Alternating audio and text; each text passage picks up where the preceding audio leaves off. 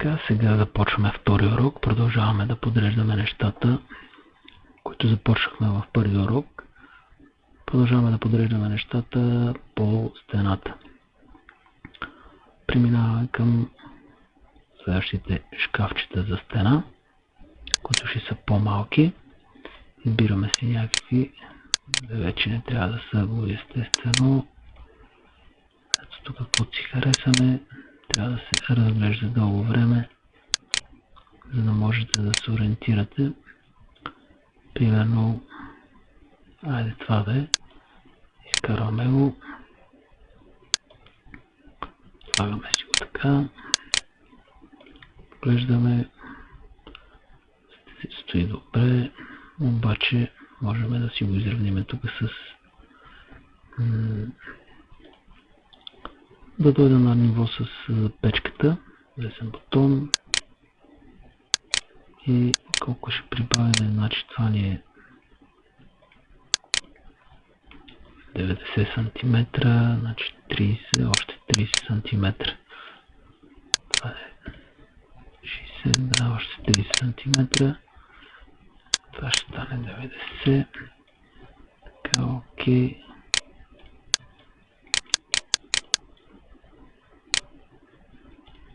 Поглеждаме така, за да дойде тук точно над печката, до печката. И сега тук можем да сложим още едно такова, десен бутон, Copy, Paste, тук точно при хладилника и другия шкаф.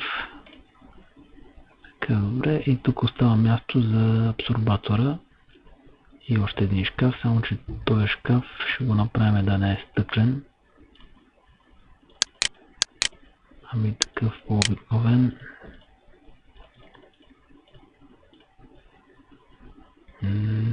Единичен.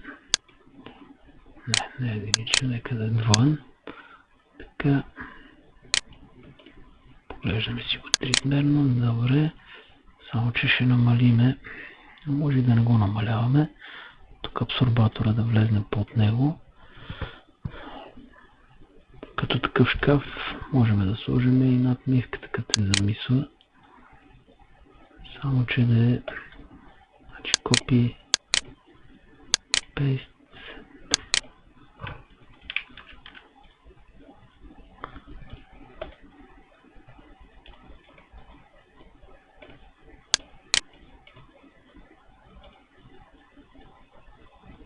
Само че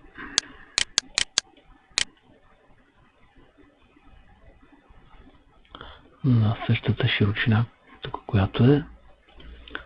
Така, маркираме, завъртаме 90 градуса, пишем OK. Така, поглеждаме си го триизмерно. Да, само че не исках да е това. Сега маркираме Delete от клавиатурата, исках да е стъклено. Copy.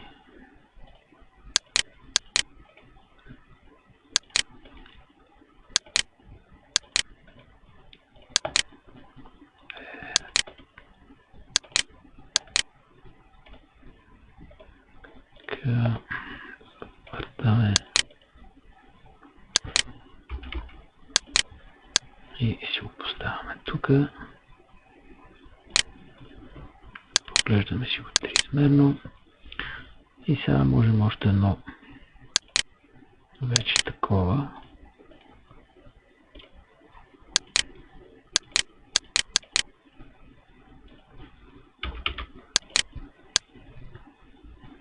Така. Като ще го направим малко по-дълго това. 750.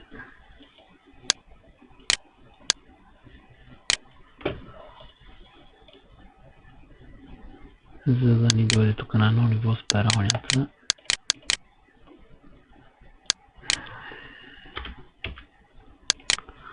Така. И горе-долу почти приключваме с тая част, само остава да сложим абсорбатора. Евентуално тук може още да продължим с един плот върху пералнята, но не знам това дали има смисъл. Значи остава ни тук абсорбатора. Къде се намират абсорбаторите, където са и печките и там другите неща. Ето тук Household Appliance.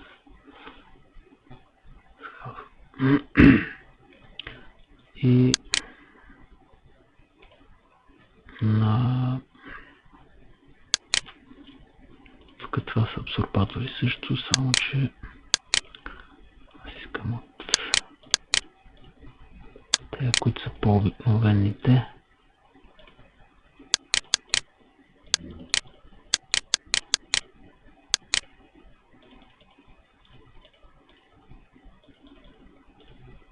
Да, ето такъв. Така изтегляме си го тук на печката. Така го оставам, за да видя къде точно ми се намира. Значи малко по-надолу ще трябва да е. Да. Или малко по-надолу, или по-нагоре, или пък шкафчето можем да го понамалиме малко, да по-добре ще. По-добре ще самото шкафче да намалиме. Значи слагаме си абсорбатора. Така.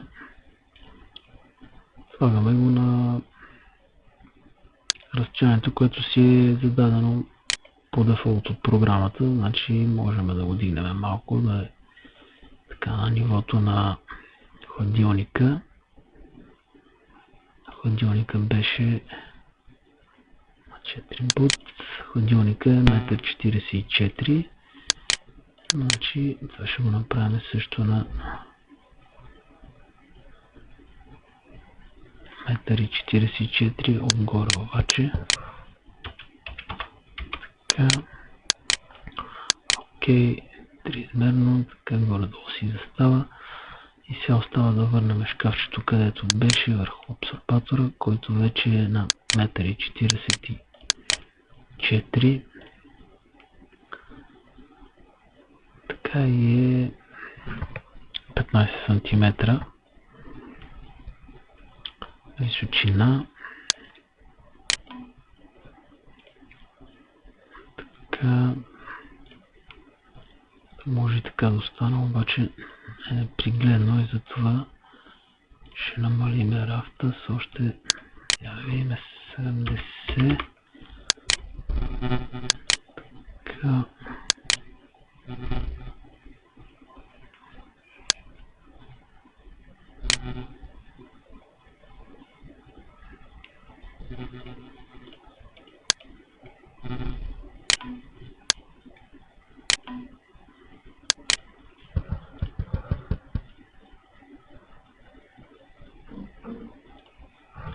Значи аз съм го увеличил без да искам.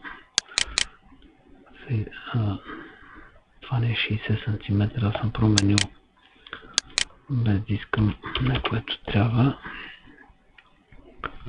И така, значи връщам си го така тук. Това иска да, ето вижте са, когато си съвпадат координатите и не иска да застане където го поставяме, защото си съвпадат, трябва фактически абсорбатора да се вгради в момента, както го слагам, сам да се вгради в този размер тук, и за целта ще трябва да намалиме шкафчето ето тук така на това ниво, колкото беше абсорбатора. 15, значи това ще го направим на, тук трябваше да променя преди малко, 550. Така, и сега си застава вече и горе-долу. Да, може още малко. Това разстояние трябва да изчезне, че още взиме 60 см ли? Така, горе-долу, добре. Така, и сега вече имаме почти готовата кухня. естествено това е супер примерен и елементарен модел, който илюстрира просто как се работи с програмата, как да си поставяме нещата на определена височина и така нататък. Пък казвам, че има и неща, които са за вграждане, котлони, нали, хладилници, абсорбатори, печки, но това може би ще го направя по-нататък. Сега на елементарните неща. Мисля, че също е полезно и остава тук да направим на кухнята, нали, пода. И тук по стената да сложим плота, но като цяло това си е вече готов поред, който може спокойно да си го разпечатаме и да си го ползваме, като отидем вече при майстор или някаква фирма, да се занимава с тия неща, да го покажем и доста по-нагледно става всичко, доста по-пригледно, както виждате сами. Ще видите накрая, като се изкарат големи снимки, защото сега тук филмчето е много малко, всичко е много качествено, даже ще разберем как да направим и видеофилмче триизмерно, ето така да се върти. Сега тук вече мога да покажа, защото до сега не се виждаше. Ето тук едно бутонче, ето тея бутончета. И сега след малко ще го натисна, за да видите така. Ето вижте сега колко по-качествено ще стане проектчето. Така. И сега да продължим с последните неща. А именно пода и тук стените. Къде отиваме? Отиваме на този път, тук Decoration и да, този е ново тейлинг и ето тук ни показва вече на различни, нали, видове почки. Взимаме си някакви почки, кажем нещо 20 на 20 или 25 на 40, вече преценявате си вие, 40 на 40 или айде 30 на 30. И сега пак така съветвам ви основно така да работите в това измерение, защото най-бързо работи компютъра. Слагаме си го това нещо тук. Така. И десен бутон, атрибут, можем да си го отсветиме, както и другите неща, само че какво да го отсветиме. Да видим синьо как е. Където почките се виждат вече. И пак по стария начин. Десен бутон, копи, пейст. Така, слагаме си от тук. Точно. И сега можем да ги маркираме двете. Пак десен бутон, копи, пейст, защото така става по-бързо, нали? И това ще го повтаряме за... Аз сега няма да го правя. Ще спра филма и ще го пусна след това готово вече. Повтаряме също нещо, подреждаме за целия под. И така, връщаме се вече при наредена теракота. Ето какво се получава. И с това мисля да приключи втората част за кухнята. И в последната трета част тук ще направим плотовете за стената. Ще сложим една маса, разни малки декорации и запаметяване на файла като видео и като картинка, естествено. Това беше за сега. Благодаря ви.